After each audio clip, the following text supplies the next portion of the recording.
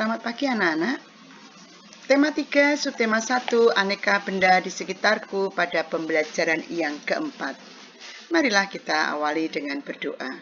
Dalam nama Bapa, Putra, dan Roh Kudus. Amin. Tuhan, terima kasih atas penyertaan-Mu. Terima kasih atas hari baru. Berkati kami agar kami bisa mengikuti pembelajaran hari ini dengan baik. Amin. Dalam nama Bapa, Putra, dan Roh Kudus. Amin. Anak-anak, hari ini kita akan belajar bahasa Indonesia. Benda-benda yang terbuat dari plastik, kemudian PPKN mengenai musyawarah, dan PJOK bermain bola tangan. Perhatikan anak-anak, itu ada gambar botol. Botol itu terbuat dari plastik. Coba sebutkan benda yang terbuat dari plastik selain botol yang ada pada gambar ini. Apa saja anak-anak? Ya, ada tas plastik, ada ember, ada gelas plastik, mainan, tali, pipa, dan juga payung, serta jas hujan itu terbuat dari plastik. Apa saja kelebihan benda yang terbuat dari plastik? Kita bisa lihat bahwa plastik itu mempunyai banyak kelebihan, maka banyak alat rumah tangga yang juga terbuat dari plastik. Kelebihan yang pertama adalah plastik merupakan bahan yang murah dan tahan lama. Kemudian juga ringan, kedap air, mudah dibersihkan, dan juga murah harganya, serta ini mempunyai sifat-sifat plastik. Sifat plastik yang pertama tidak tembus air, mudah dibentuk dan ringan, mudah dan tahan lama.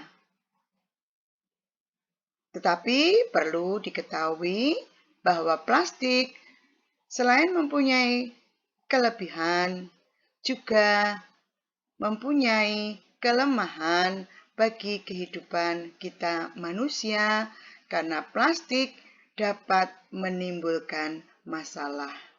Apa masalah yang ditimbulkan oleh plastik? Plastik sangat sulit terurai secara alami. Perhatikan tabel itu anak-anak. Benda yang terbuat dari plastik sejenis bungkus deterjen itu membutuhkan waktu 50 sampai 8 tahun untuk bisa diurai atau membusuk. Plastik 50 sampai 100 tahun. Kaleng susu, aluminium 80 sampai 100 tahun.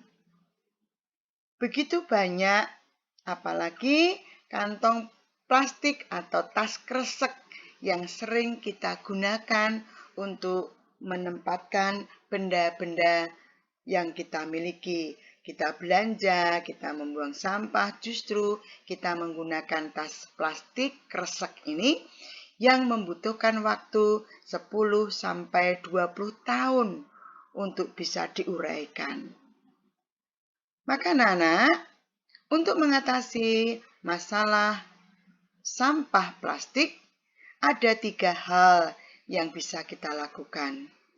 Reduce atau mengurangi, reuse menggunakan kembali, recycle atau mendaur ulang. Apa yang dimaksud dengan reduce itu mengurangi? Misalnya kita berbelanja, membawa tas sendiri. Kemudian reuse, menggunakan kembali. Botol plastik bisa dimanfaatkan untuk membuat pot bunga, untuk membuat hiasan-hiasan. Kemudian yang ketiga, recycle adalah mendaur ulang yang biasanya ini dilakukan di pabrik.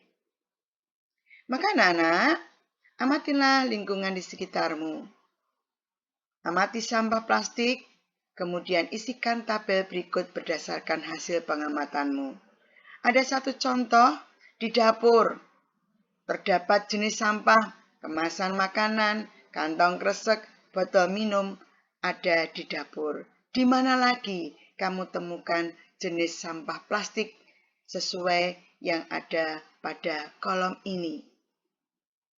Kemudian, tuliskan kesimpulanmu berdasarkan hasil pengamatanmu pada buku tugasmu. Perhatikan anak-anak. Inilah sampah yang menimbulkan masalah. Sampah plastik. Untuk itu, mengatasi sampah plastik dilakukan dengan cara musyawarah. Pada pembelajaran sebelumnya, kita sudah membicarakan apa itu yang dimaksud dengan musyawarah. Berkumpul bersama, menyelesaikan masalah, membicarakan masalah untuk menyelesaikan, mencapai kata mufakat agar kita bisa menyelesaikan masalah yang dihadapi. Maka cara mengatasinya, anak-anak menggantikan penggunaan plastik dengan media yang lain. Tidak memperbolehkan anak-anak menggunakan media plastik. Mendaur ulang plastik menjadi barang bermanfaat. Tidak disediakan plastik. Gunakan tempat makan dan minum yang dibawa dari rumah. Nah, setelah musyawarah, jawablah pertanyaan berikut ini. Apakah kamu menyampaikan pendapat saat musyawarah? Perlu kamu ketahui, semua anggota musyawarah punya hak untuk berpendapat. Dan pendapat orang lain di dalam musyawarah harus kita dengarkan dengan baik. Kita hargai pendapat orang lain. Apakah kamu juga akan menjalankan hasil musyawarah di kelas? Hasil musyawarah harus kita laksanakan dengan penuh rasa tanggung jawab meskipun itu bukan usulan kita. Dan bagaimana sikapmu dalam menghargai perbedaan pendapat? Nah, kita harus menghargai, kita harus menghormati, kita harus menerima pendapat yang berbeda dari kita dengan lapang dada. Sekarang kamu bisa lihat gambar di situ. Pernahkah bermain bola tangan? Nah, gerak dasar dalam permainan ini adalah lempar dan tangkap bola yang kemarin pada pembelajaran sebelumnya sudah kita bahas bersama. Ayo, bermain bola tangan. Inilah aturan permainannya. Harus dilaksanakan, dimainkan di lapangan, dilakukan 2 kelompok. Setiap pemain harus memasukkan bola ke gawang lawan. Bola harus dioperkan pada teman satu tim. Setiap pemain harus mengoperkan bola setelah melangkah paling banyak 5 langkah.